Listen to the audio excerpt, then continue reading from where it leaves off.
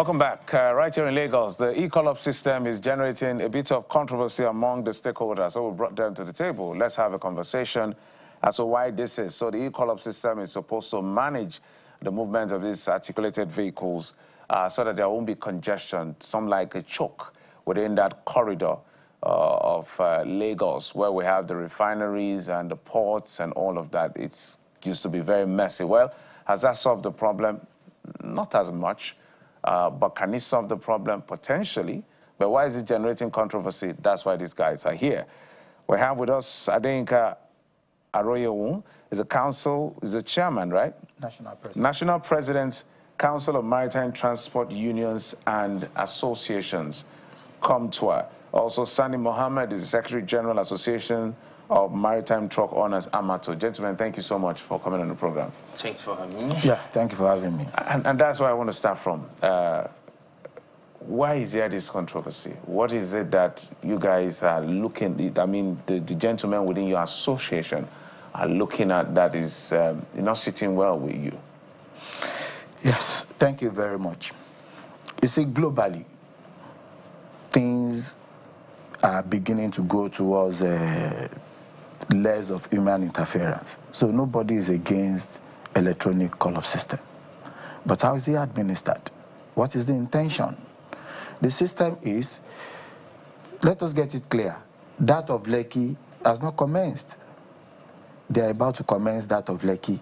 And why we're having discrepancies, why we're having arguments is because of the fees involved, levying of XYZ amount on each truck. The one that has been in operation in the last 4 years is that of Apapa and Tinkan. How long has it been now? It started in 2021. It's about 4 years. It's about 4 years. We all welcome it. A laudable project, electronic call-up system, to the extent that you know when you are leaving your garage, when you are coming into the port. So you don't just drive in? You don't just drive in. It's not out of place. However, has it worked? This is the question. Number one, if it is working, why are we still having traffic on the road? If it is working, why is the port still congested? The truth about it is more of revenue generation to the Nigerian Ports Authority than solving the problems we are trying to address. I'll tell you something. The entire area you call the Nigerian Ports Authority has private-owned terminals now. There's no government-owned terminals anymore. They are privately owned. AP Mola, TICT, PTML, and the rest of them. However, these terminals are not the one determining who is coming into them. Rather, the Nigerian Ports Authority wants to determine who goes into Terminal A, B, or C. And this will not make it work. That is our position. If I am, for example, AP Mola, I receive empty containers of certain shipping lines. It is this same company that will determine when I want to offload my cargoes from the vessel into my shed, when I want trucks to come in and pick these cargoes. And I expect that it is this same terminal that has its own schedule of operation that should determine what truck is coming to pick what cargoes.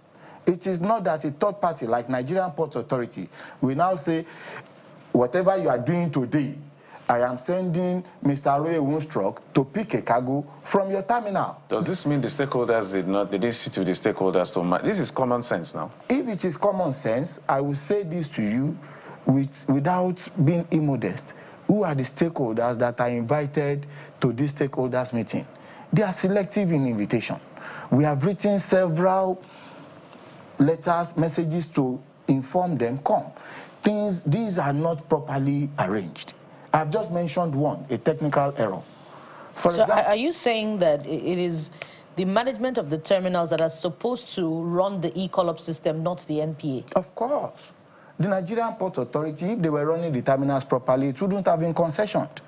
Terminals were concessioned some years ago, which means this terminal that we are talking about, AP Mola terminal, you are the one receiving trucks.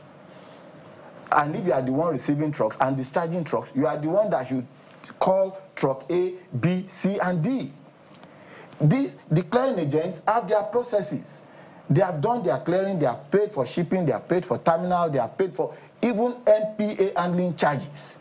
What is left of the terminal is, okay, we have released this cargo and you must come and pick this cargo on Monday by 12 p.m. If you have this kind of arrangement, the clearing agent will tell the terminal that Mr. Ray truck is coming to pick my cargo. I tell you, that has already been done because there is a document that they issue to you that we call terminal delivery order. If you now have this terminal delivery order, NPA is expecting you to now use this terminal delivery order to make a booking for a call-up before you are coming into the port. And do you know what the implication of this, why it has not worked? I will now book with the terminal delivery order, saying that I am coming by 12 a.m. to pick container ABC from AP Mola. And I tell you, one, the process is that I will mention the container name, I will mention the location. This NPA agent, which is called TTP, will now say, okay, we have verified with AP Mola, you can come and pick the container. However, before you start coming, you should leave your own garage and go to Mr. Channel's garage for 1 or 2 days. The third day, you leave Mr. Channel's garage and go to Mr. Lagos' garage, which is a pre-gate garage. Now, when you are leaving, before you now get there, another truck has already picked that cargo for which you have paid to go and pick. And there's no way you will go back. And that is why you see these trucks waiting on the road. Mr. Sani, what's your experience? And do you agree with this position? Well, Amato, as an association that is committed to traffic orderliness, sanity, ease of doing business, and trade facilitation, we tremendously threw our weight behind the e-callup system because it has addressed most of the gridlock that is crippling the economy, sabotaging trade facilitation and ease of doing business in the Apapa and Tinkan logistics corridor. Prior to the introduction of the call-up system, we used to access the port through manual call-up. We used to pay 250 and above without assurance 250 of what? 1,000 naira and above without assurance of getting close to the gate. We used to spend 2-3 weeks, even sometimes 1 month before we access the ports. During that period, 40% of business is closed in Apapa and Tinkan. The economy was losing almost 140 billion per week. You cannot access the port until you come down to Apapa, Tinkan to come and beg the cabas with 250,000 and above before you can access the ports. Our drivers were dying on the steering. The gridlock was so chaotic that children could not go to school and come back on time. Business cannot resume close on time. The economy was bleeding until Nigerian Ports Authority introduced the e-callup system, that is the ETU, to manage the traffic situation at 21,000 naira charge, access, that is access charge. With the introduction of e-callup, all the traffic congestion in Apapa Tinkan corridor have evaporated. We are no longer having this issue. Go to Tinkan now. You can easily access it and leave at your own scheduled time. Same thing with Apapa corridor. Is that true? So now, we don't have any issue as it is right now. Dangote, Boa, multinational, everybody has keyed into the e-callup system. We don't have any challenge. You go to the satellite park from Prigate, you enter the port as at Wendu without any issue, without any obstruction from America, from east, from north. You can book the ETU call-up at your own convenient time. You don't have to come down and beg any cabal. However, there are some challenges there because no system is perfect. Yeah, the fact that ETU has resolved some traffic gridlock issue does not mean that it does not have its own peculiar challenges. And Amato, at a solution-oriented association, we've written a letter to the management of Nigerian Port Authority on how best to address these challenges affecting the call-up system so that it will be able to serve us efficiently. So what are the challenges that you have identified? One, Amato? One, we identified there is lack of supportive enforcement architecture to implement the e-callup SOP successfully. Because under normal circumstances, if you leave the frigate, you are supposed to go straight to the port without any human interference. My apologies. SOP means standard operating procedure of the e-callup system. So under this, you are supposed to move to the port straight without any obstruction. But in this scenario, you see multiple checkpoints between the frigate and the port, manned by, traffic controllers, requesting to see your call-up. You pay money. If you don't pay money, they delay you. So as a result of the delay, we have a... That's in addition to the fee that is charged for the e-callup system itself. These checkpoints charge you money. Unauthorized charges. They collect money from truck drivers. If How you much? don't pay, depends on some 1,000, 2,000, 5,000, even up to 20,000 at some checkpoints. Unauthorized charges. If you don't pay, that's where they will delay you. You'll be delayed, and if you are delayed, it causes backwards, backwards build-up of traffic. That is why you see traffic gridlock sometimes, even after the brigade might have released trucks to move straight to the ports. So this was the number one problem: lack of supportive enforcement architecture. With the Nigerian Port Authority need to calibrate the enforcement that to be more sanity and orderliness oriented instead of revenue generation. They should control the traffic, not that they should be frustrating the movement of truck into the port. They encourage shunting. When they pause you, they don't let you to go because you refuse to give them money. Those that give them money will be allowed to go on the fast-track lane. So very quickly, before we go back to Mr. Aroyo identified some other issues. He says NPA shouldn't be the one managing the e-callup system. It should be the terminal owners, since it has been concessioned. That's one.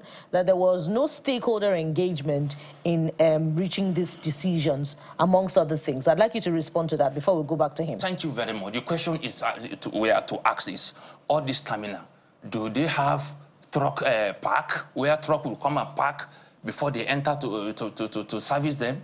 The answer is no. Prior to the concession of Nigerian Port Authority in 2006, we used to have our truck parks inside the port. You don't see any truck outside the port corridor. But after the port concession, all our parks were converted to the present terminal. So if we are coming from various locations, we cannot come with our yard, we cannot come with our truck, we have to come and park on the road. That's why you see traffic gridlock. All the containers are parking outside. No, there was no plan, to provide a befitting truck marshalling yard for parks after the post-port concession period. So you start seeing trucks coming from different angles, congesting the bridge, clogging the adjoining streets, all sorts of things, shunting, and so on and so forth. So besides the solution provided, there is also the challenge of space, capacity. Exactly. Okay, the terminals do not have truck holding capacity. That's just it. And if the trucks are parking outside, definitely there will be gridlock. So it is in the wisdom of MP that they decided to introduce the call-up system so that they can manage the movement of trucks into the terminal from various satellite park and brigade. And back to the solution we proffer. Another challenges of the auto call-up is the terminal. If the terminal are performing well, efficiently, there won't be gridlock on the road. Trucks will leave the brigade and smoothly access the terminal, but sometimes trucks will be on queue for several hours. So are you blaming the terminals or the NPA? We have the terminal. They need to be up in their doing. They need to improve their efficiency. Okay, so let's bring you to Mr. Aroyo. Mr. Aroyo, you are not particularly, your association is not particularly in support of the e-callup system, and you are also contesting the levying of charges for the introduction of the e-callup system in Lekki. But the Lekki residents are kicking against any moves to oppose the introduction of the e-callup system because they have also experiencing gridlock as a result of the indiscriminate parking of trucks on the roads. What are your what's your response to this? This is where we are getting it wrong. There is no stakeholder that is against electronic call-up system. Just listen to what Sani said. Sani said there are multiple checkpoints, indiscriminate parking, which are peculiar with the failure of this call-up system. I'll tell you something. Before 2021, that call-up came into existence, about 4 years back, we had serious traffic gridlock. That was caused by the major road construction in that axis. The entire route leading to the port failed. And it was a tripartite arrangement of private companies, Nigerian Port Authority, and federal government to fix that road. It took about 2 years to fix it. Therefore, you naturally expect traffic gridlock. Before then, there was nothing like that. So you won't say because there was road construction and there was a problem, then the call-up system, or as it is currently being run, is what has brought succor to the environment. It is not. Let me tell you, you will not find so much traffic on the Apapa corridor now, not because the call-up is working. But 3 things happened. Before the introduction of call-up system, if you import a container, you take the container to the warehouse, they empty that container, you will return the same container to the same terminal you pick it from, which is the port. Currently now it is not like that. We insisted and we educated them on the need for this holding bays to function. So you take your containers to a private holding bay, not within the port now. It is the shipping company or the terminal operator that will now determine how their empty containers will get to the port. Now look at it now. More than 50% of the trucks that were destined for the port earlier no longer goes to the port now. They now go and drop their containers at various holding bays. Before now, the rail system was not working. Now the rail system is working. Many of these empty containers or even cargo are loaded through the rail system, so you won't see them on the road anymore. What about the barge operators? You now see a lot of barge operators moving container cargoes, moving general cargoes. You have in Oyingbo, you have in Ikorodu. So they've taken some of the weight. They've taken some of the weight. It is what we are seeing, that you now see that a little bit the road seems to be freer than what it was. Now we have a smooth road, a smoother road. We now have other developments that have attracted. However, what you see on the road is actually cosmetics. All these trucks are locked inside a brigade owned by these truck transit park. Go to Lily Pond, you'll find them there. Go to Abat, you'll find them there. Deliberately to just make it look like the road is free. Our trucks are still staying inside these brigade garages for more than 2 weeks in some instances. Doing what there? Of course, the process of the call-up. Okay. Just as he said, let me tell you, just as he said. Okay, that's what you highlighted initially. Just as he said. He just said that the terminals should be working at optimum capacity. Yeah. You don't determine that. The terminal have their schedule, and their customers are not unaware of their schedule. Okay, so it sounds to me that the solution is within reach, even without being an expert in your field. You've laid complaint about these holdings. You've laid complaint about this, what do you call it now? The management. No, not the management, the people that are collecting monies. Yeah, that's the management. Multiple checkpoints, and there's one other stuff. And you've made a very valid point about terminal owners and NPA. Perhaps, maybe it's not totally to oust anybody out of the system, it's to collaborate to see how it can efficiently work. But let me leave the solution. So, in 1 minute each, what is it? Because we would expect the NPA to respond to some of these things. We will have to invite them as well so that we hear their own side of the story, because this is critical to Nigeria's economy. This can cause inflation. This can cause, there are multiplier effect to this thing that looks like a simple conversation, because a lot comes from that port. What is the solution way forward in 1 minute? You can understand what we mentioned now. The NPA should completely detach themselves from determining what vehicle goes into a terminal. The terminal operators should determine what vehicle they are expecting and what vehicle will exit, which means directly the terminal operator should deal with truckers. The NPA should also purge themselves of this revenue generation syndrome. The truth about it is the terminal holding charges have been paid, duties have been paid, shipping and terminals have been paid. Why levy additional 20,000 naira on each truck officially, and unofficial, as he has mentioned, at some point 2,000, at some point 20,000, ranging between 50, 100 and 200,000 naira to access the port, even with the electronic call-up system. So you're still paying as much as what you were paying prior to the introduction of the electronic call-up system? He reiterated that by saying multiple checkpoints. Multiple checkpoints. Sir, Sani. It's not up to. Because if you put together the money all this we're spending on this, it's not up to 100,000. All these unofficial charges. Well, they are charges, and nonetheless. Yes. They are charges nonetheless. But it's not up to 250,000, 300,000 we used to pay before without assurances of getting to the port. So, way forward, as far as Amato is concerned, we have written a letter containing solution how best to improve the system. Okay. Number one, we suggest that there should be deployment of e-tag, so that by the time you leave the port, you don't have business with any checkpoint. The e-tag will address the problem of call-up racketeering, will address identity theft, will address this issue that has to do with third user identity, e-tag. So you don't have business with anybody on the road. So you just click and it passes. Yes, you don't have to stop at checkpoint. Let me see your color, whether it is valid, where are you coming from. With the e-tag, you move straight to the point. Second, we need a supportive enforcement architecture. Third, there should be improved terminal efficiency. Fourth, there should be deployment of what we call stroke scheduler system that will control the balance of releasing of truck, that will control, that is the manifest, a truck scheduler manifest, that will make sure that only trucks that are released from the frigate, access the ports. And lastly, the terminal efficiency. If all these are critically looked into, the call-up will be able to serve us 100%. Okay.